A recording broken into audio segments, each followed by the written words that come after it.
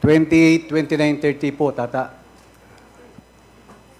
Habang naglalakad kami papuntang investigation section, tumunog ang cellphone ni Superintendent Padilla. Nakita ko na pinindot ni Superintendent Padilla ang kanyang cellphone. Nadinig ko na sinabi nung tumawag kay Superintendent Padilla, "Congrats, Superintendent Padilla. Job well done." Pero grabe yung ginawa, dinuguan. Alam ko na ang kausap ni Superintendent Padilla ay si Presidente Duterte dahil pamilyar ko ang boses niya.